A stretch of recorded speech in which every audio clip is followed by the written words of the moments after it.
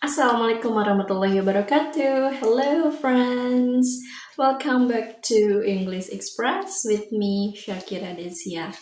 Don't forget to like this video and subscribe this channel for weekly English lessons. Today we are learning about expressions of obligations. Jadi hari ini kita akan belajar cara mengungkapkan kewajiban atau keharusan dalam bahasa Inggris. These expressions will help you to talk about school rules, homework, or responsibilities. Let's begin. In English, we often need to talk about rules, duties, and responsibilities. This is when we use expressions of obligations. So these expressions help us explain what we must do, what we should do, and what we don't have to do. Let's learn the most important expression that you can use at school and in daily life. There are three kind expression of obligation. The first one is strong obligation. Second one is mild obligation. And the third one is no obligation. The first one is strong obligation. These expressions tell us something is really necessary. Okay, the first, we can use must. Using must in the sentence, for example, I must finish my homework tonight. It's very important, right?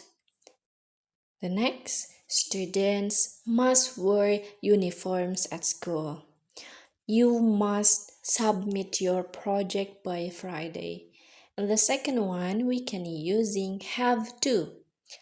For example, I have to study for my exam. It's very necessary. And then she has to attend the math class.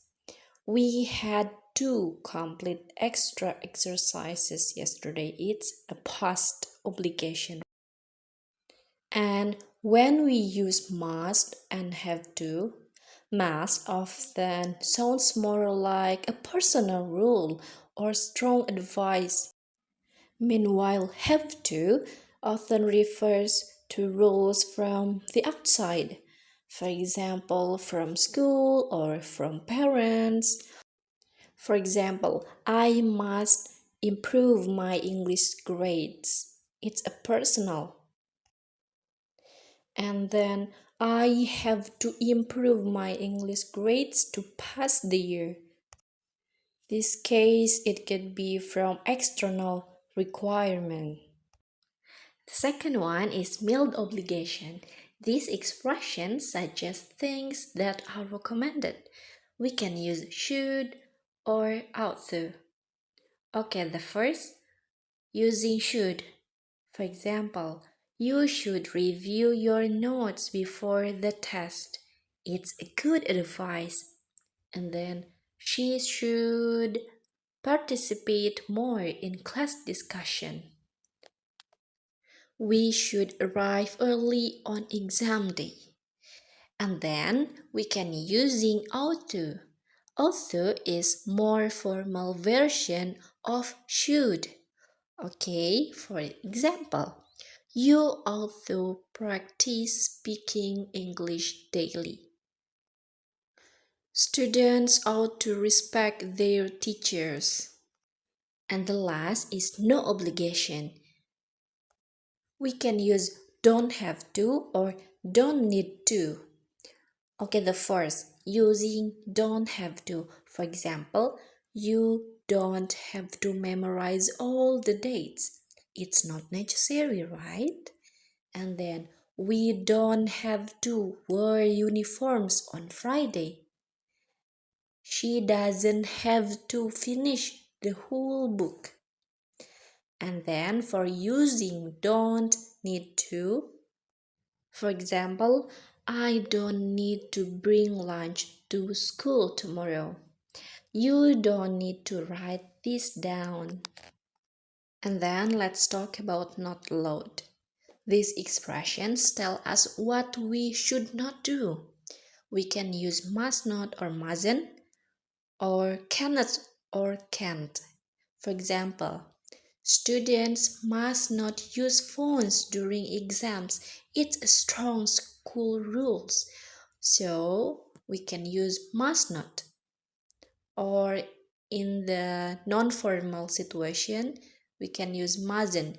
For example, you mustn't be late for class. And then we can use also cannot or can't. For example, you can't eat in the library. We can't leave school during lunch break. How tenses change? For present tense, we use have. For example, I have to finish my homework. And for the past, we use had, not have. Okay, for example, I had to finish my homework last night. And for future tense, I will, for example, I will have to finish my homework tomorrow. This is a dialogue conversation between students and teacher. Remember students, you must submit your science project by next Monday. Mm, do we have to include pictures in our project? You don't have to include pictures, but you should add diagrams to explain your experiment. Ah, okay. Thank you, sir. Practice assignment. So, friends, please write sentences about obligation using all expression that we have learned today. For example, two sentences using must about school rules, and then two sentences using have to about your homework, and two sentences using should to give advice to a classmate. Two sentences using don't have to about things that are necessary at schools. Try using these expressions in your daily conversations. That's all for today's English Express. Now you can talk about obligations in English. Remember, must and have to are for strong obligations, and should is for recommendation, and don't have to shows when something isn't necessary. If you have a question, comment below, and don't forget you should practice this expression to improve your English skills. So, see you in our next lessons. Goodbye, friends. Wassalamualaikum warahmatullahi wabarakatuh.